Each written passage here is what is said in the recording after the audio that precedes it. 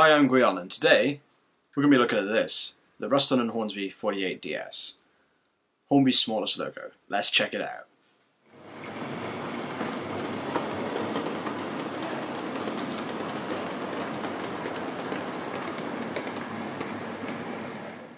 Well, here it is, the Ruston 48. It was only back in January that they announced this, and I'm now receiving it at the beginning of October, which is amazing compared to what we've had in the past with companies announcing things and taking absolutely forever to bring them to the shops. But here is the Ruston 48, and it's come with a flatbed wagon. This is used to get extra pickups due to the short wheelbase the diesel loco has.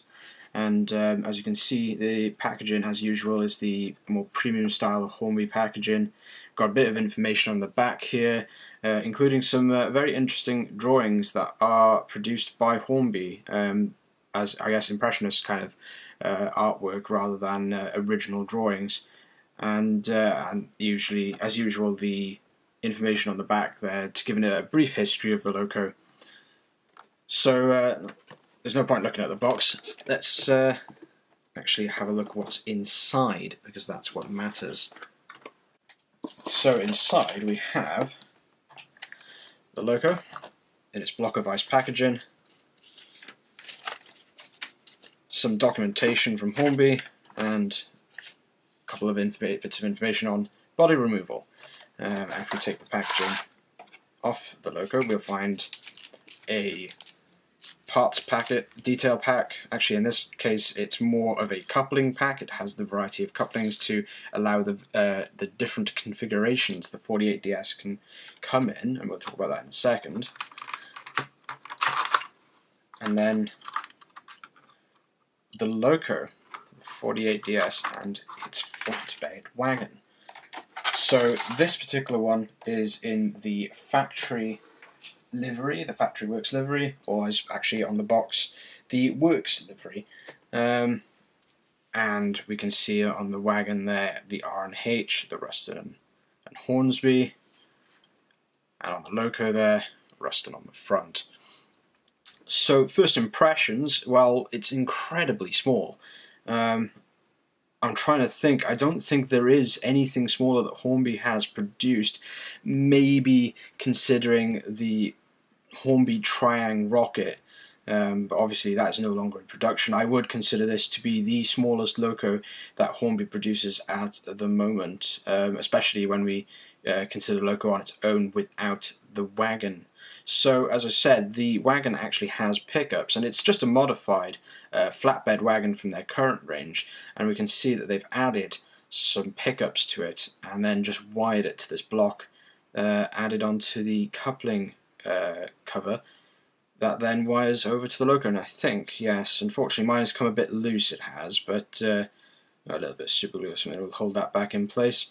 And from what I understand, we can just disconnect the wagon. I think we can remove these parts as well.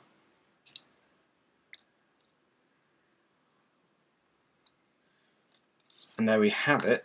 The loco is now separated, and this allows us to run it on its own. Now, as I said, it's got a short wheelbase, so you may have issues running this across any point work, unless you're using something like electrofrog points, because the frogs you'll find on some, even maybe express points, for example, would be too long, and the wheels will end up on the insulated parts of the track, which will prevent it from carrying on.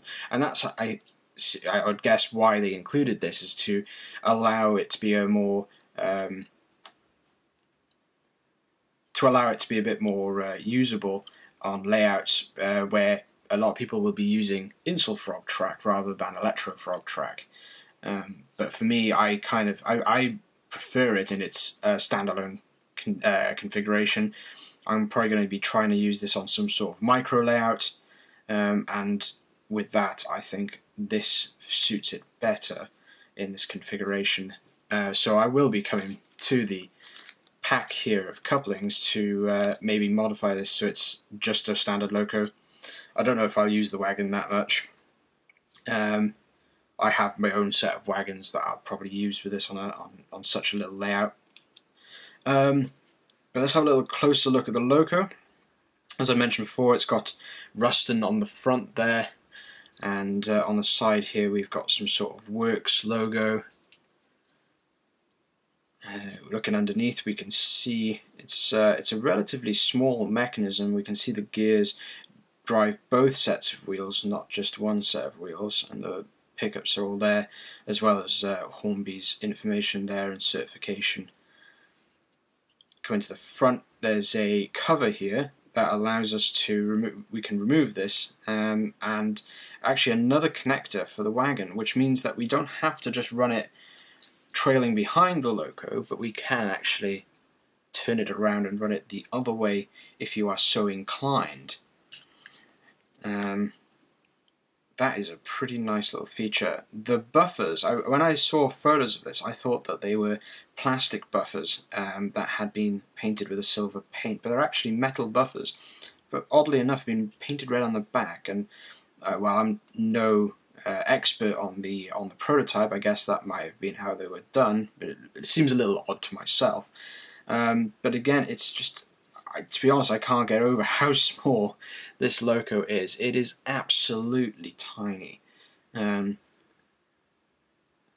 considering that there are smaller locos out there, especially if we look at the 009 models that exist on the market, I do expect locos like this to exist at some point. I mean, even on the German market, we can see locos that are absolutely incredibly tiny. So I'm really pleased that Hornby's finally got around, or any manufacturer at that fact, has got around to building something so small and so versatile for modelers, because as I said, I myself will probably use this on some sort of micro layout I'll build in the future, hopefully. And a lot of other people who have limited space will be able to get a lot of enjoyment out of this model by just having it on a smaller layout that they may not be able to do otherwise with bigger locos out there. I know that with Hornby they are releasing a lot of industrials with the W4 packet a few years ago, and now recently the B2 packets, and both of them are fantastic locos. And I think they'll go along with this model very well in a small micro layout like an Inglenook or one of those puzzle layouts. So I've gone through my collection now and picked out a couple of my other small locos, including the W4 packet from Hornby that I previously mentioned, as well as Dapple's B4 tank and Bachmann's Wickham trolley.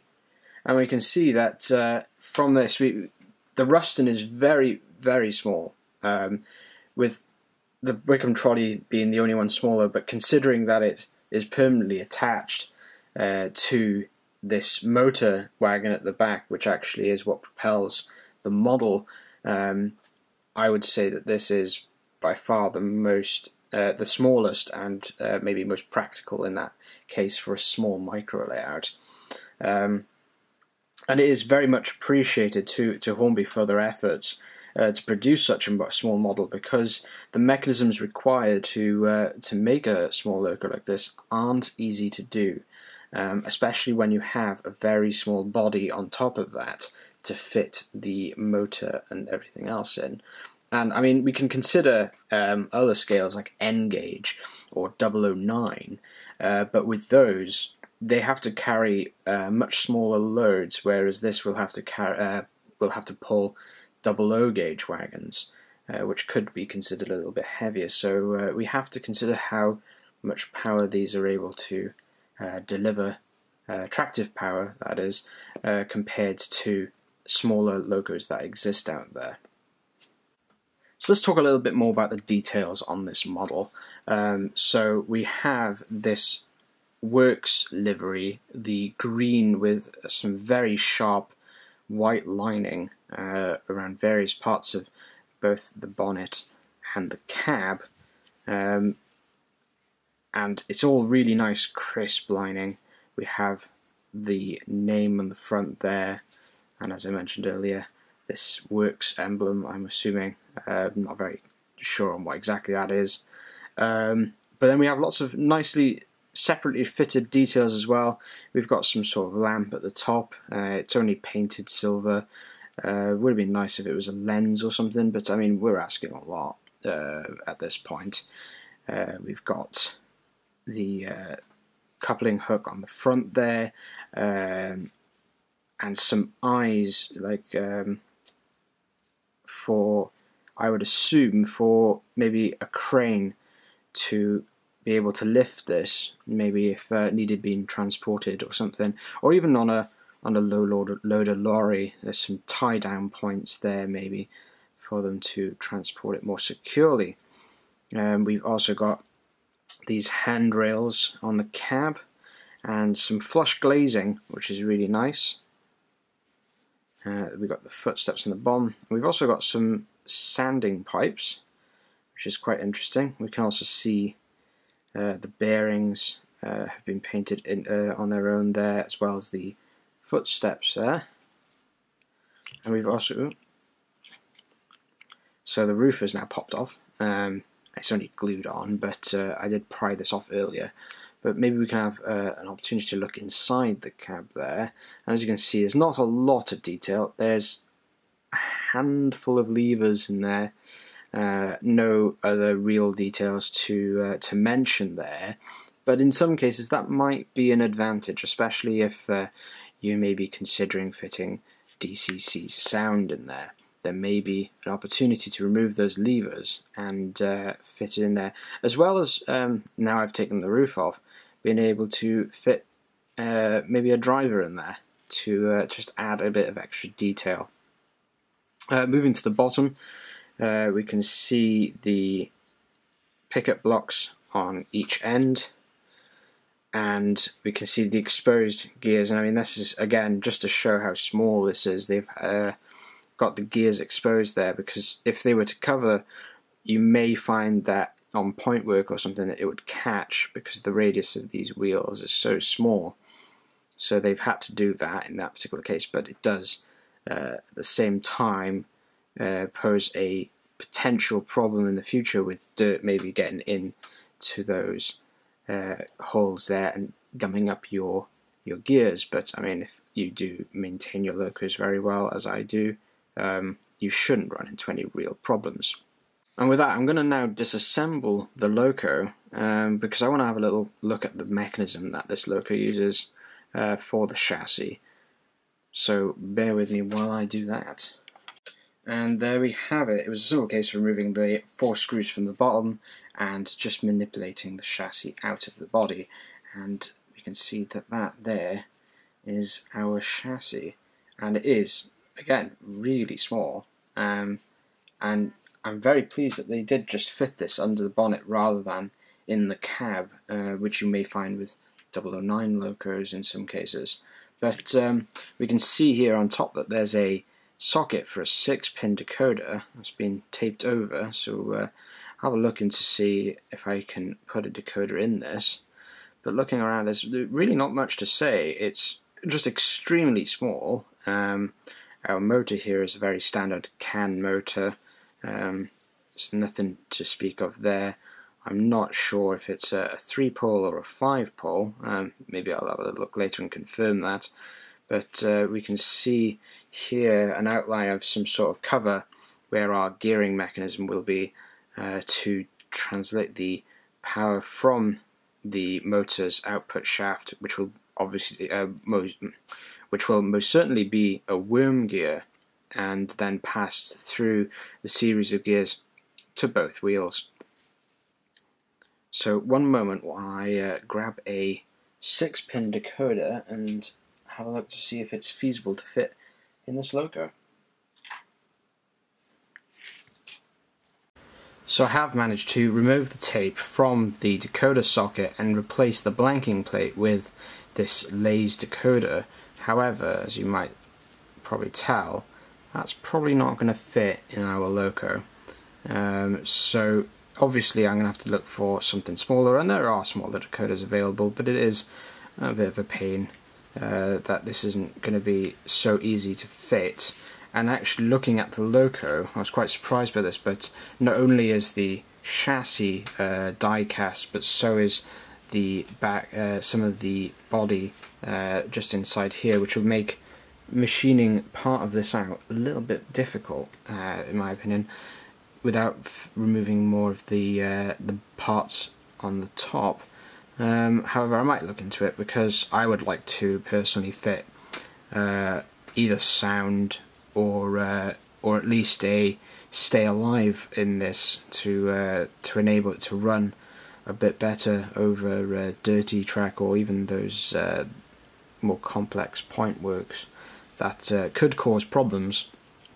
We'll have to see, and maybe I'll put an update on that in the future when I ever feel so inclined to do that. But for now, I think obviously this isn't going to fit in there, and I'm not going to start taking this loco apart and trying to make modifications at this stage, so it'll have to go back together as is. And I'm only looking at this now and noticing that the sandpipes might pose a small issue getting back in, so just to be careful with those to avoid snapping them as the body goes back on, as they might be maybe a little brittle, who knows. So let's get that back together. So I managed to put it back together without too much difficulty. It was relatively easy. The pipes just slid around the edges, they did. You have to be careful though with the guards on the front and the back. You've got to make sure that the power connectors and the coupling cover are gonna clear them. Sorry, they're going to clear as you insert the model. So what I've done now is brought out a bit of Hornby track here, and a very old Hornby controller. I don't do much with analog, it's mostly DC these days, but we'll have a little go with this analog controller and see how it operates. I mean, if it works on this, it should work on any control unit, because this is pretty old. So if I just crank it up, you can see that crawls really nicely, that does. So if you were to couple that up with a DCC decoder, that might even run smoother again. Let's open the tap a little bit. A bit of stuttering, I think that might be more the track than the loco. But yeah, it runs really well, and not without much trouble, despite not having its flatbed coupled up to it for the extra pickups. But we'll see now. I'm going to introduce a set of points, and we'll see how it copes with them. So now I've introduced a set of points into the mess, and we can now see these are insul frogs. So we've got an insulated frog there, which should pose a problem to such a short wheelbase, but we'll see now as I run it through. And it actually has managed to get through there without much trouble. Maybe if we try at a slower speed, it might not be so lucky. Yes, and as you can see, it has actually stalled on the points. If I just nudge it back, it will continue on its merry way. I think the track works a little bit dirty at the same time, so that's probably not helping a lot. Let's just try running it through the diverted part. Yeah, so again, it has stalled. So it'll be interesting to see now, once we've introduced our flat wagon, what the performance will be like then. So as you can see, I've now added the wagon to the front of the loco. As I said, it can be connected to both the front and the rear of the loco, and it's been plugged in. So now we should see an improvement of reliability over these points. If I just slide it over here and send it through the track point work, hopefully we get a little bit more reliable running. Well, that was a good start there. Let's try it again in the opposite direction. It has stopped. I think, yes. Let's try it again.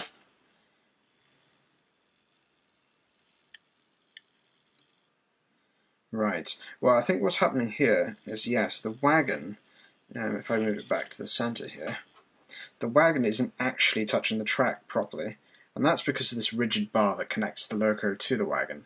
It's actually causing it to lift up a bit. So, I mean, if we put some weight on it, maybe that would help with the problems there. And let's just try that.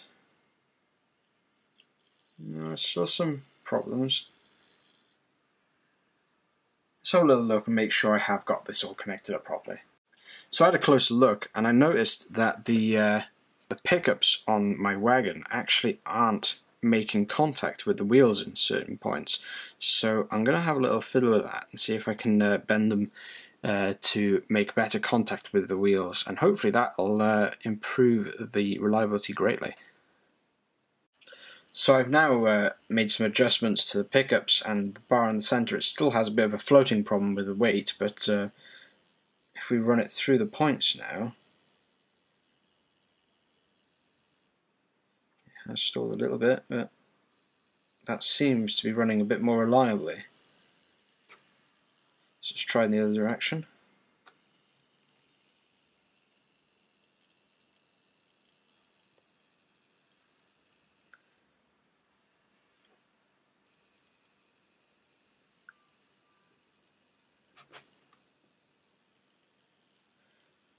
Well, I'd consider that a much better improvement than before. So it was just those pickups were not making good contact on the wheels, preventing any actual effective pickup from the wagon. So to be fair, that's not a big deal. It took me a couple of minutes with a screwdriver just to push them back into place and bend them towards the wheels a bit to make the proper contact. But otherwise, it seems to run fairly well. I mean, even if we take the loco off and give it a run now, that's obviously doing a much better job with those points than it was before.